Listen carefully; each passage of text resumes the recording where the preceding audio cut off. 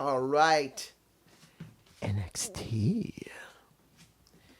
The second half of the Great American Bash. We got quite a lot of evidence here that says that No Mercy may actually be quite interesting. I'm saying it now. We got time before No Mercy. And it looks like this No Mercy might be a bit interesting. Might be. But let's get to the meat and potatoes of this entire show. Let me give it to you like this. Was it good? Taking away from the party from Hank and Tank, which wasn't great, because they always do these stupid parties. This was a decently good show. Most of the matches were good. Admittedly, some of it was sloppy, but at least it did lead from one thing into another, which is a good thing, even if the match quality was not great. And the closing, oh, you know I got a lot to talk about that. And particularly the closing that's going to, by my perspective, be a question with TNA. Let's open. Pete Dunne versus Trick Willie. This is about seeing where Trick Williams is going to go because he's questioning himself. Pete Dunne made it very clear after the match was over when they started fighting. If he's questioning, if he's going to be able to get back to the World Championship, he's got to get better than what he did with me. Because I want the title, then they started fighting. Let me give it to you like this. The reason I skipped over the match itself wasn't because it was bad. In fact, I like this match better than the majority of the matches on the show. Because it does lead a story for Trick Williams. Trick Williams got cheated to a good amount.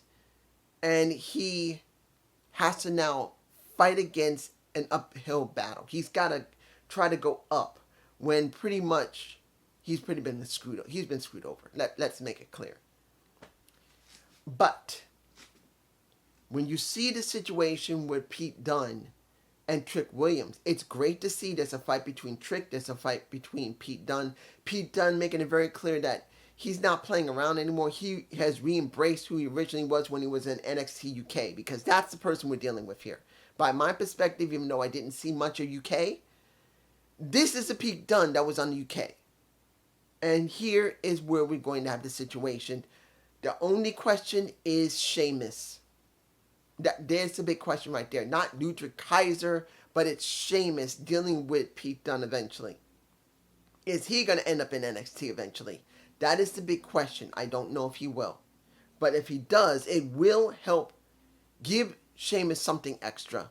Because he never went to NXT. He went to FCW. That's just me. I believe he went through FCW. He didn't go through OVW. I believe he went through FCW. Now, what did we have with the North American Championship between Keanu Jordan and a Tatum Paxley? We have a sloppy match. Look, I've always said this. You need to balance out gymnastics with pro wrestling. You cannot have too much of this or too much of this. You have to have something that's near middle. Having at least some gymnastic ability if that's where you came from. And a decently good center when it comes to wrestling. If you have too much wrestling like this, it kind of takes away what you once were. And even though there's some people who have done that and then added in once in a while, it kind of takes away what you could be. Because if that's what brought you to the dance, what people recognize you, you just can't take too much of it. The same thing when it comes to pro wrestling. If you have too much of what originally brought you to the dance, it messes with your pro wrestling and it makes it sloppy when someone's either too good of a gymnastic wrestler, because pretty much they're doing the same thing, but they're doing it a little bit better than you, or you are worse than them. And you do way too much gymnastics. You're sloppy about it because you're trying to time what they're doing with their gymnastic with yours, and both of you look sloppy in the process. And that's kind of what we got near the end of that match with Keanu Jordan and Tatum Paxley. Look, I don't hate Tatum. In fact, I think Tatum is a better pro wrestler than Keanu Jordan is. And that's due to the fact that she's not heavily relying on her gymnastic ability. She's working more as a pro wrestler that can do gymnastic ability compared to someone who is a gymnast and is acting like a pro wrestler. You got Kiani like this, and she should be a little bit less, or at least here, and she's not. And that shows in this match. I'm not even against Kiani. I actually like her. She's not a bad rep. She's not a bad pro wrestler, but she's so heavily over here. It shows when she goes up against someone who's very similar to herself, just like what happened with Soruka. Soruka is a better gymnast than Kiani is.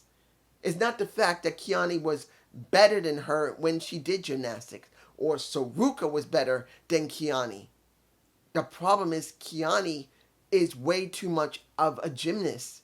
And even Soruka understands you got to do more pro wrestling. You got to do psychology. You got to do more holds or drop kicks, or at least make sure your finisher kind of has a little bit of pro wrestling before it or after it if it doesn't work. Kiani's not doing that very well. She needs more work on being more of a pro wrestler, because one of the last moves she did when she's trying to do a flip, she just hit her with her hand like this. She barely even grazed her, and Tatum had to sell it. And that's right when Wendy Chu came out, the one who likes dolls. You know. I'm just saying, is Kiani trash? No. Is Kiani way too skewed as a gymnast who's acting like a pro wrestler? Yes. The reason I like Soruka is that she does do a little bit too much gymnastic, but since she came back from an ACL tear, she's dialed it back just a little bit. And that's all you need. If you're still like this, bring it a little closer. But Kiani's like this, a little too much. She needs to bring it in a little bit. That's just me. It's not because I'm just an old man. It's just, I'm just being honest. Next. And this is at 8:48. And I'm like, really? I really feel like this should have closed the show, because it was with Ethan Page. I understand the closing, what's going on with TNA, what the tag types. I understand.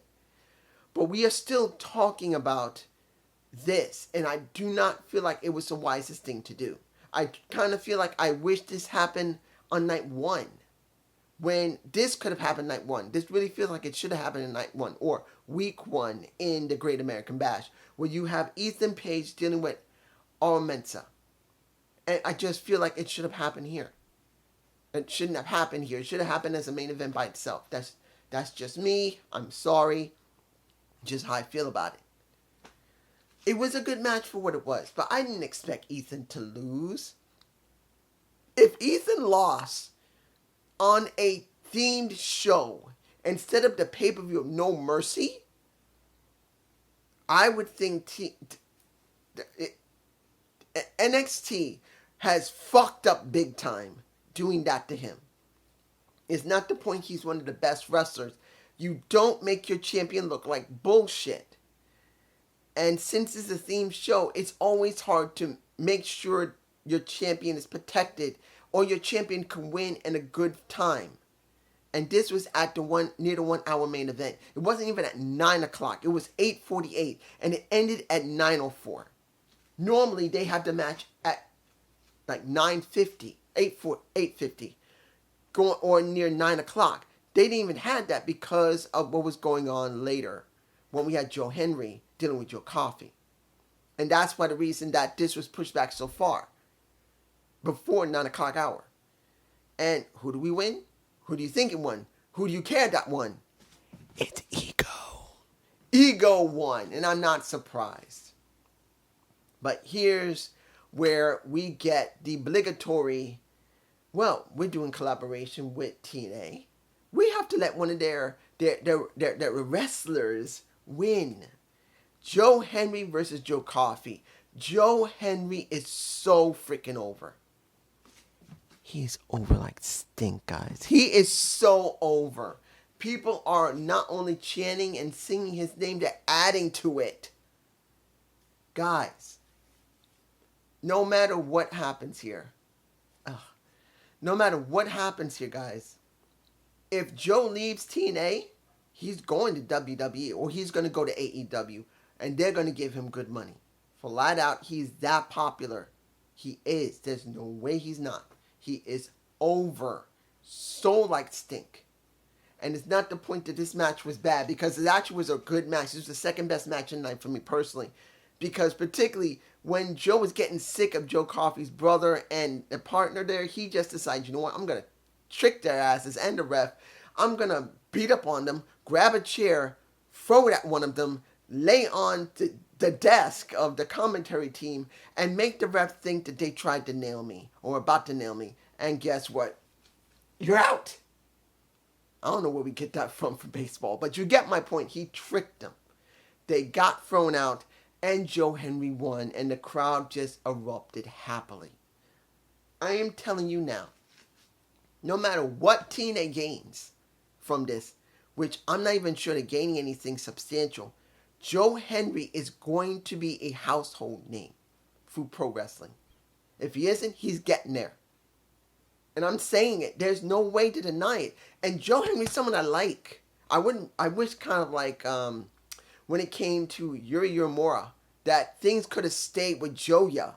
Because yes, it was stupid, but you could have got Uemura something. But Uemura was not that type of person, like that type of character. So that's why he went next to New Japan Pro Wrestling, not want to keep him there. He wasn't fond of it.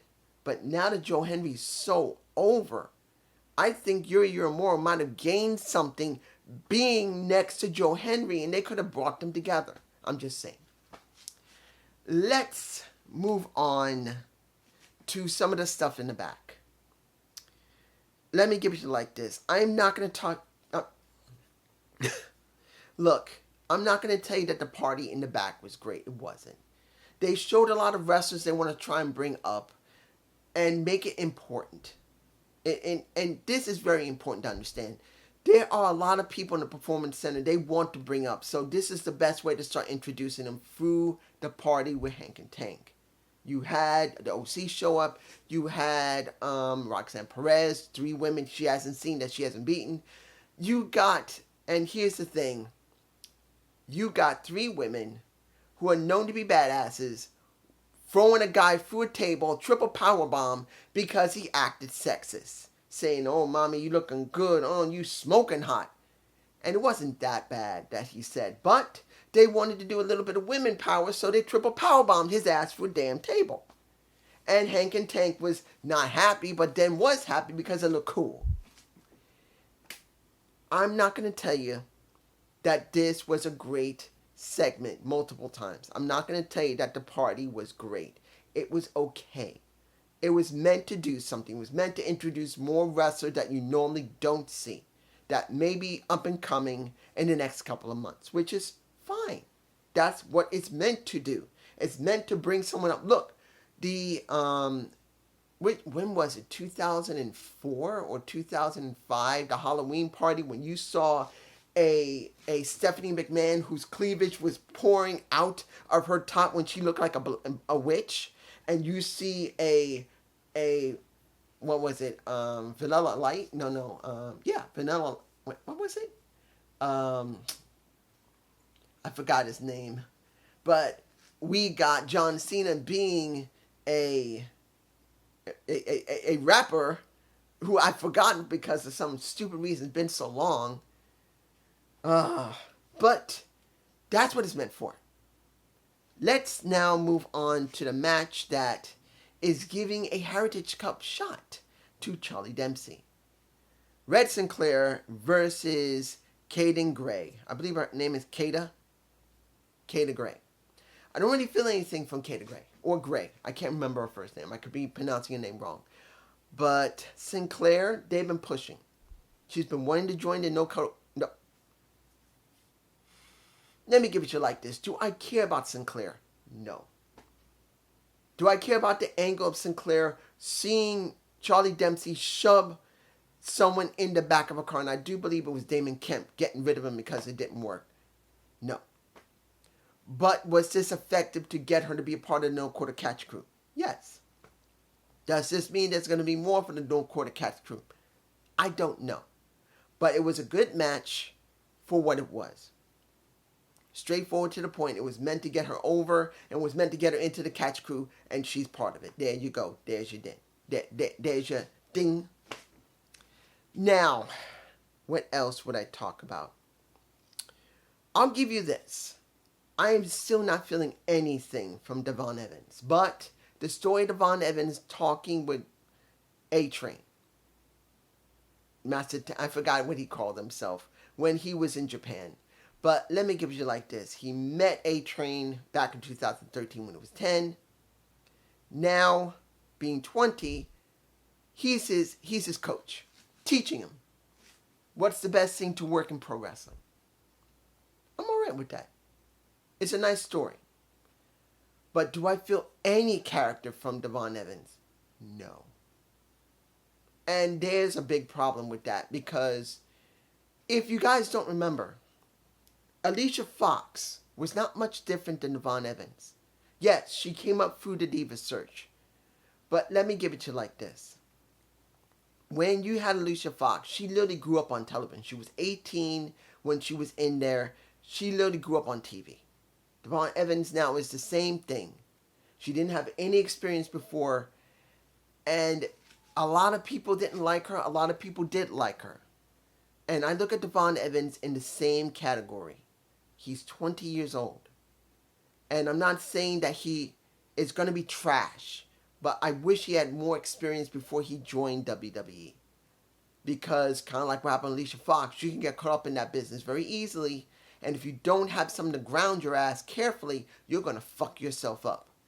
And next to that, with Devon Evans, and he feels like the new iteration of Ricochet, because I believe they're going to make him to a human highlight reel when he goes on to the main roster in a year or two. I'm not feeling him. Not because he doesn't have a ability, because he's a good high flyer, but he's not the best there. He's not the greatest there. You got Wesley that was on there. You got Wentz you got over there. You got Trey Miguel you got over there. Axiom you got over there. You got literally only Mensa. Frazier.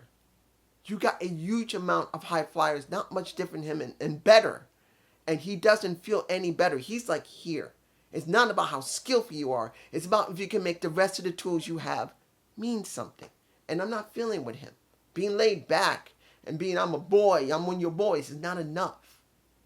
Because you got so many other guys there that are bigger than him doing the same simple stick like he is. I'm just saying. Now, we're at the 18-minute mark. Let's get to the meat and potatoes of this. Broken Dreams. You know why I picked that? Because seeing what happened made me think of Drew McIntyre's original song, Broken Dreams.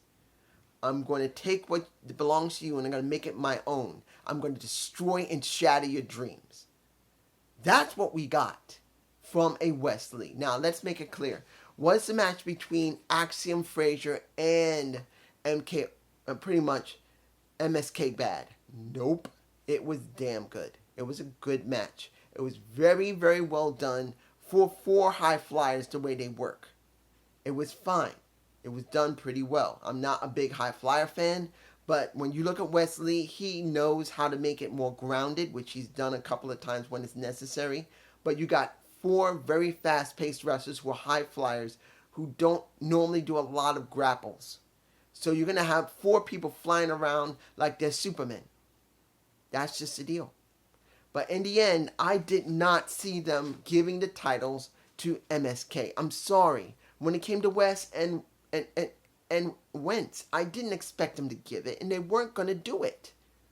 I know that TNA was not going to get the option of having 2 sets of belts on their show. They're not going to have the TNA tag titles and the NXT tag titles on the same show at the same time. They're just not going to do it. I was hoping for it, I won't lie. I wished I was wrong, but I knew I wasn't wrong. But when I saw that Trey and Wentz hugging Wesley, and then you see Trey moving away from Wentz and Wes, and I'm going like, someone's about to betray somebody. Someone's about to betray somebody. I knew it. They don't normally separate themselves like that unless someone is going to beat the shit out of another one. And what do we get? West super kicking Trey in the face and then proceeding to beat the shit out of Wentz. His former partner he hasn't been with for almost 900 days before this. Nearly 900 days they have not been champ due to the fact that let's put a little bit of shade here. Let's make the truth here. Kimberly was Wentz's wife. And she fucked everything up for him, being unstable as she was. He got fired because of her. We now know that she's highly unstable, that everywhere she's gone before she went to court, because she has gone to court because of the way she had been acting, made his life a mess. And if you're going to put that in real life, which they may do that on TNA, counting on, and I'll get to that in a minute, we may have a story there. Nay. But what do we have here? Wentz gets his ass laid out. Trey gets his ass laid out. He's crying, saying, why'd you do it? They got their butts whooped. And pretty much Wentz got his head driven into the steps and then kicked into the steps. And you see Trey taking off his thing he has in his hair. The same thing I got with my scrawny little head. This very thing he's pulling out trying to be cool. And pretty much makes it clear that the Rascals are done with, or he's done with the Rascals. Okay, was this bash good? Yes, it was good, leading hopefully into a good No Mercy. That will be, September 1st. We got a whole month to build into it almost. But let's make this clear. And this is a big clear. NXT is doing good work.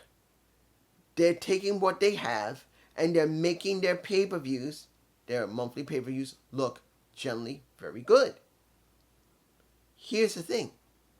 What do we get with TNA? Again, now I've said this before in one of my videos already. I do believe I said in my my TNA video.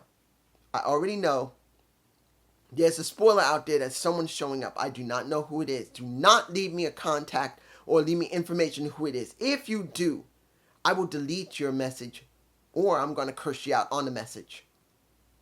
I don't want to know who it is. I don't. But this is the thing. As I've said before, and I'm going to make this very clear to you guys.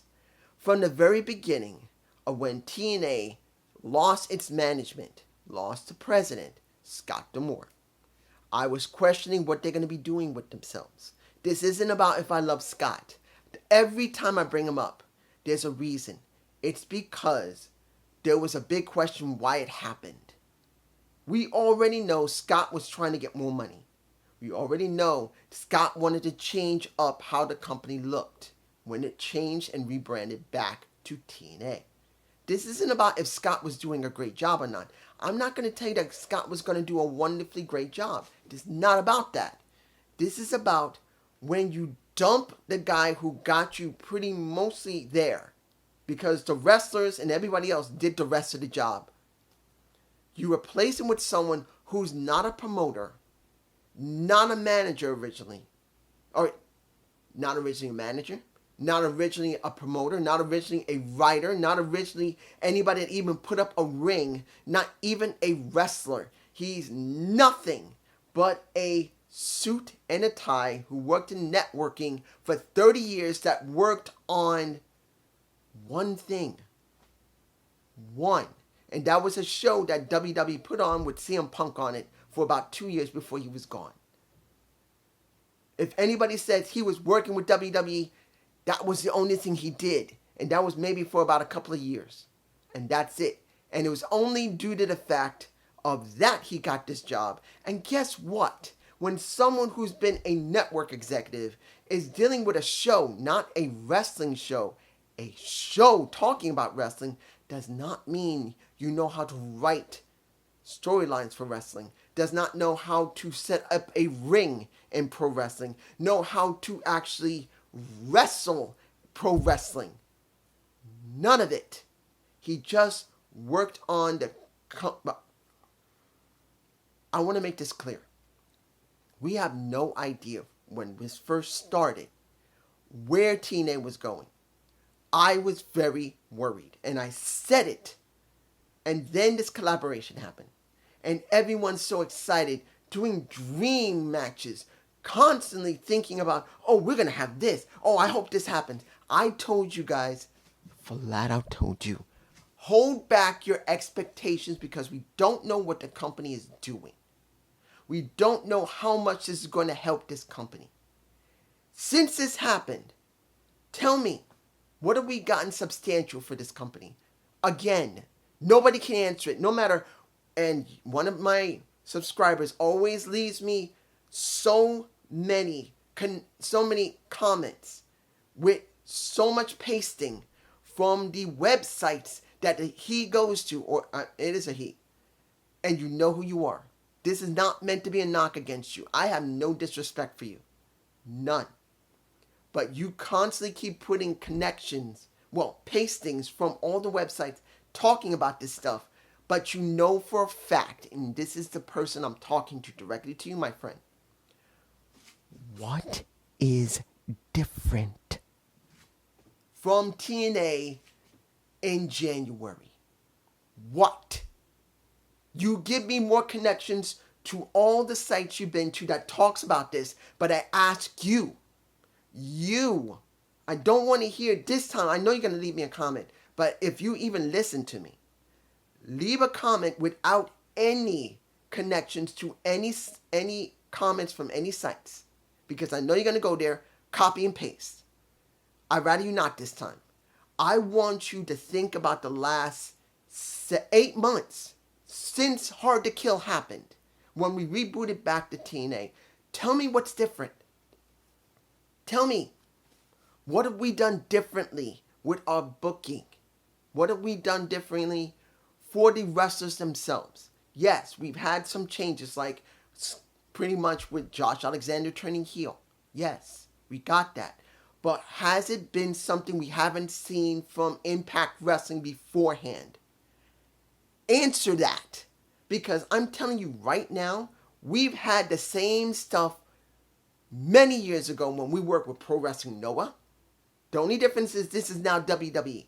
TKO WWE, I take that back. TKO WWE. But remember, how many years has it been that we worked with Dragon Gate, AAA, Pro Wrestling Noah, New Japan Pro Wrestling at least a little bit, and we worked with several other promotions, Border City Wrestling, which is owned by Scott D'Amore, and any other promotion that existed. And we went through this before, and we didn't gain anything. And now, we never changed the wrestling style of booking. Never did. TNA is still showing the same booking as Impact Wrestling. Tell me I'm wrong. We've had WWE, if it was still the regular WWE, finally working with us. But guess what? What changed when we had, not Jordan Grace, but Mickie James go over there? What changed in Impact Wrestling? Nothing. Nothing changed. Now, we just had Wesley destroy the Rascals. And there's a good chance they're going to continue this on TNA TV. Impact. The question is, what will change? Will it be better? I don't want to hear you I don't want to see you leave a connection talking about someone else. I'm going to leave a comment on your video. I'm telling you right now, if you're really paying attention, if you give me a connection to somewhere else, I'm going to say, I want your answer. Why are you giving me garbage like this? And that's not meant to be disrespectful. I'm asking you for your opinion for the last 7, now 8 months. What is different? No website pasting. No. Tell me. But this is just me. Peace.